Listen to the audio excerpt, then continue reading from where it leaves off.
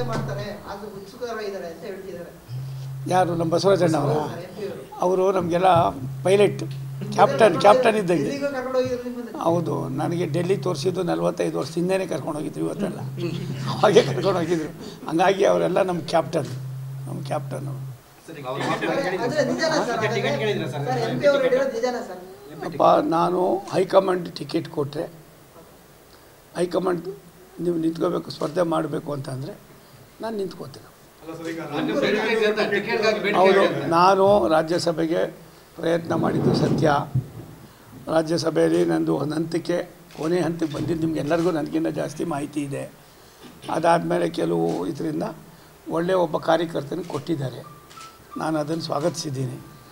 ಇವಾಗ ಲೋಕಸಭೆಗೆ ಕೊಟ್ಟರೆ ಚುನಾವಣೆಗೆ ಹೋಗ್ತೀನಿ. ನಂದು ಡಿಮ್ಯಾಂಡ್ ಇಲ್ಲ, ರಿಕ್ವೆಸ್ಟ್ ಇದೆ.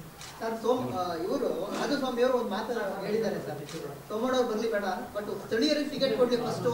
ನಾನು ಒಂದು ನಿಮಿಷ ಅಪ್ಪ, ಮಾಧುಸ್ವಾಮಿಯವರು ನಮ್ಮ ಹಿರಿಯ ನಾಯಕರು, ಮತ್ತು ನನಗಿನ್ನ ಬುದ್ಧಿವಂತರು, ಹೋರಾಟದಿಂದ ಬಂದವರು, ವಕೀಲರು. ನಾವು ಸ್ಥಳೀಯರು ಮತ್ತೊಂದು ಅನ್ನೋದಕ್ಕಿಂತ ಹೆಚ್ಚಾಗಿ ರಾಷ್ಟ್ರದ ಪ್ರಧಾನಿ ನರೇಂದ್ರ ಮೋದಿಯವರ ಆಡಳಿತವನ್ನು ಬಯಸ್ತಾ ಇದೆ. ನರೇಂದ್ರ ಮೋದಿ ಸಾಹೇಬರು ಕೂಡ ಗುಜರಾತವರು ಎಲ್ಲಿ ಬಂದು ನಿಂತ್ಕೊಂಡ್ರು. ಹಾಗಾಗಿ ಅದು ಅವ್ರ ಭಾವನೆ ಇರ್ಬೋದು, ಅವ್ರು ಹೇಳೋದ್ರೊಳಗೆ ತಪ್ಪೇನಿಲ್ಲ. ನಾನೇನು ಅದಕ್ಕೆ ಇದು ನನ್ನದು ಭಿನ್ನಾಭಿಪ್ರಾಯನೂ ಇಲ್ಲ.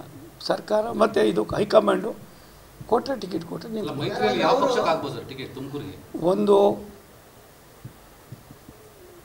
ಅದು ಯಾರಿಗಾಗ್ಬೋದು ಅನ್ನೋದಕ್ಕಿಂತ ಹೆಚ್ಚಾಗಿ ಇದು BJPಯ ಟಿಕೆಟ್. ಇಲ್ಲಿ ಸನ್ಮಾನ್ಯ ಹಿರಿಯರಾದ ಬಸವರಾಜಣ್ಣ ಅವರು ವಯಸ್ಸನ್ನು ಮುಂದಿಟ್ಕೊಂಡು ಅವರಾಗವರು ನಾನು ಮತ್ತೆ ನಿಲ್ಲೋದು ಬೇಡ ಅಂತ ಅಂದ್ಬಿಟ್ಟು ತೀರ್ಮಾನ ಮಾಡಿರೋದ್ರಿಂದ ನಾವು BJPಯವರು ನಮ್ಮ ಹಕ್ಕನ್ನು ಪ್ರತಿಪಾದಿಸ್ತೀವಿ.